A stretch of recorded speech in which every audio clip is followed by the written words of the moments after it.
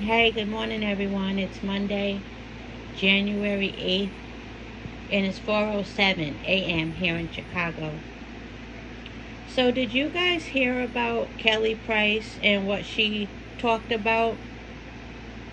2024 is really starting off with, I guess, a lot of exposing because the whole TD Jakes and Diddy, I'll consider that 2024 too. And then Cat Williams, and now Kelly Price.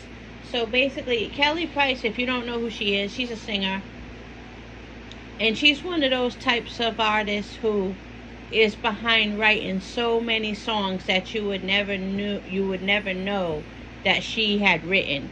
She's like behind so many projects that you wouldn't know she was behind. Like, she's really talented. I don't listen to her much, but I know about her. Like, she's definitely behind a lot of work that you would never know she was behind. Anyway, she's always been, well, not I can't say always, but for a long time now she's been kind of like an outcast, or like, on the outside looking in terms of like um the more industry types of singers. And she recently posted herself celebrating her husband's birthday, and she had a cake for him and she was singing for him. And a lot of people in the comments were coming for her because they felt like her husband was being very ungrateful. He acted like he just wanted to like blow out the candles and get away from her. He really, what he to me, he acted just more like a spoiled brat. He was almost acting like a kid who was told, once you blow out the candles you can open up your favorite gift. Or, he was acting real, I don't know, it seemed kind of childish to me. But other people were saying he just acted like he didn't appreciate her at all. So that's what the comments were saying. So she got in her feelings and she started responding to people. And one person, I guess, had read a comment of hers and said something like, "Oh, I know this isn't Kelly Price, not the person who loves God, not the person who follows God." So that pissed Kelly Price off.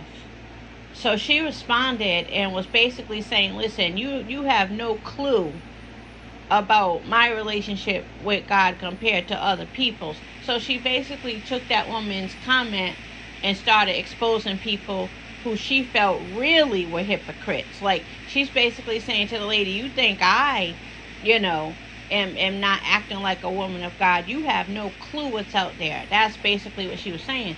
So she made this comment about how she was the only, and she didn't say one of the only, she said the only judge slash artist on Sunday's Best who wasn't fornicating, sleeping with somebody's spouse, or messing with little kids and boys.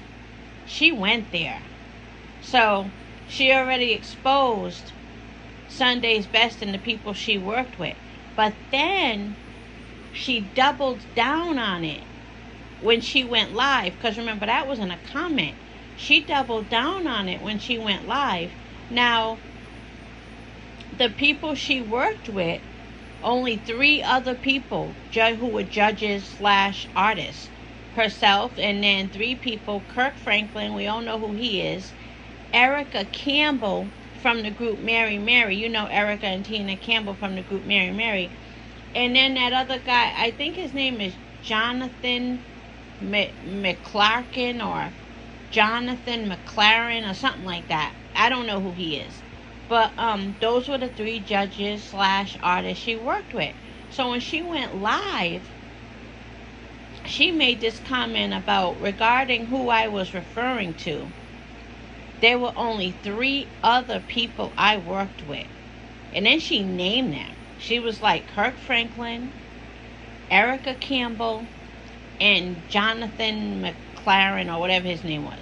And then she said, and my husband was at work with me every day. I'm just going to leave it there.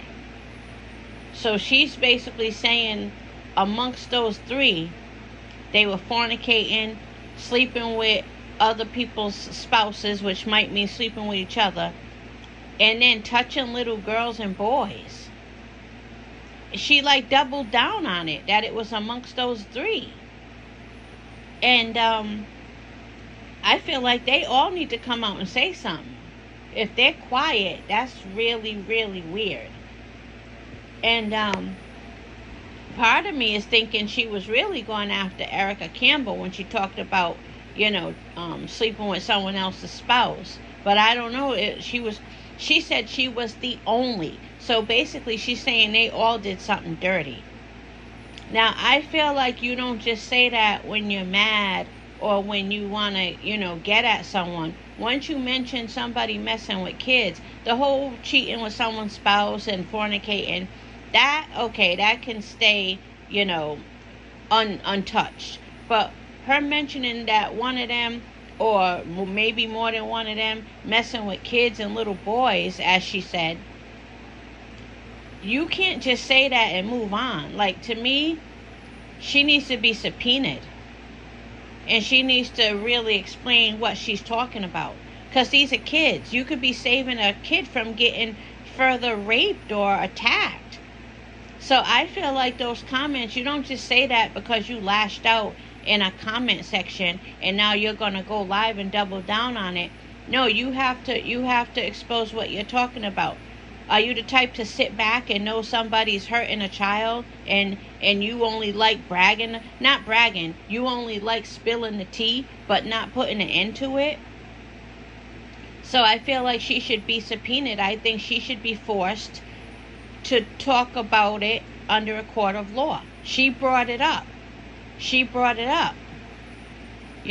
That's like one of us saying, and I was the only one at the job not touching that little kid down the street. What?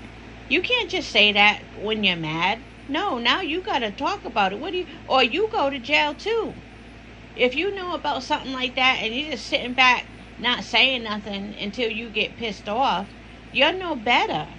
So again, the fact that she mentioned little kids and little boys, she needs to be subpoenaed. She needs to have to come clean exactly what she's talking about. That's my opinion. Again, the whole thing with people fornicating and sleeping with spouses, I don't care about that. But she mentioned that one of them or more than one of them is touching kids. She needs to be forced to talk about that. Again, you can't just say that when you're pissed off or you feel like exposing somebody and think that that's where it ends. No, you have to talk about that. What kids are getting touched? How long have you known about it? How long have you not said anything? Because you're looking guilty now too, But anyway, I thought that was really shocking. Really shocking. And Erica Campbell, Kirk Franklin, and that Jonathan dude, they all have some explaining to do.